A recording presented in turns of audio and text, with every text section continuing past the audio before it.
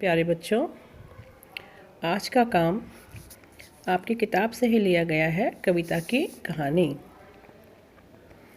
पहला प्रश्न आपका बन रहा है, इस कविता की कहानी अपने शब्दों में लिखो।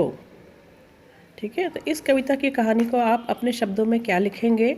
मैंने आपको सारांश लिख कर भेजा था। आपको लिखने की ज़रूरत नहीं है, आप उसे याद कर लेंगे। और इस काम को मैं आपकी ऑनलाइन क्लास में आपसे ओरल सुनूंगी। ध्यान दो, बिल्कुल जो मैंने कहे हैं कहानी का सारांश याद करिए, मैं आपसे सुनूंगी।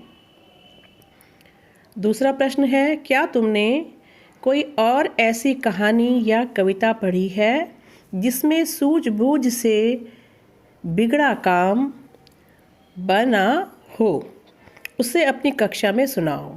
कक्षा का मतलब जब ऑनलाइन क्लास ली जाएगी तो याद करिए, आपने पिछली ही क्लास में या आपने इंग्लिश में पढ़ी हो या हिंदी में पढ़ी हो, आपने हर क्लास में आपकी एक एक ऐसी कहानी होती है जिससे कि बिगड़े हुए काम जिसमें बनते हुए दिखाई देते हैं। तो वो कहानी आप सोच के रखिएगा, मैं आपसे ऑनलाइन क्लास में पूछूंगी। अगला काम है, कविता को ध्यान से पढ़कर अंधेर नगरी के बारे में कुछ वाक्य लिखो।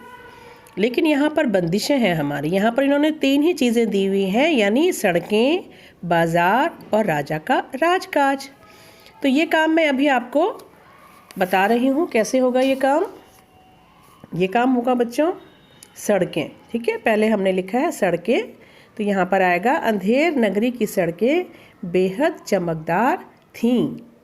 ठीक है, फिर है बाज़ार। अंधेर नगरी के बाज़ार में सभी चीज़ें टके सेर मिलती थी। तीसरा है राजा का राजकाज।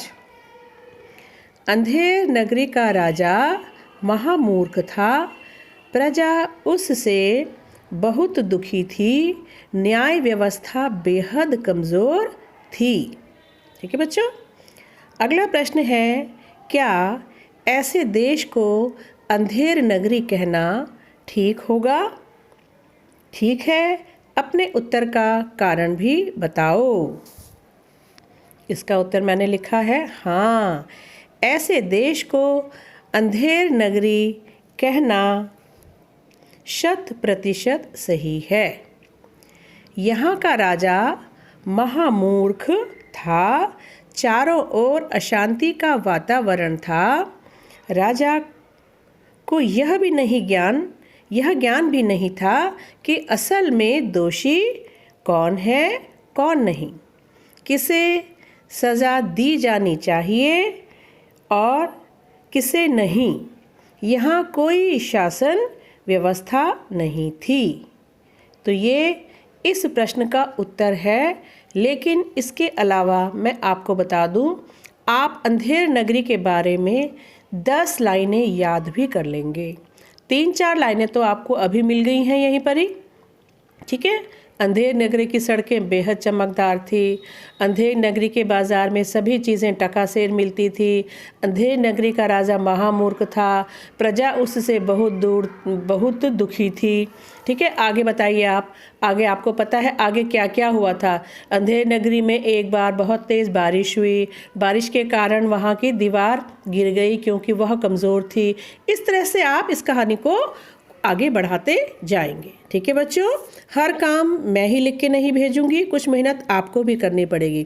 बिल्कुल ऐसी ही मेहनत जैसे आपने कविता याद करने में की है। मुझे बहुत दुख के साथ कहना पड़ रहा है कि क्लास में बहुत कम बच्चों के आंसर मुझे कविता याद करने के मामले में मिल रहे हैं। लेकिन ध्यान रखिए बच्चों, नंबर आपको तभी मिलेंगे जब आप इस कविता को याद करके मुझे सुनाएंगे। ठीक है बच्चों, तो चलिए ओके, आज का काम ख़त्म करते हैं। चलिए ओके बच्चों।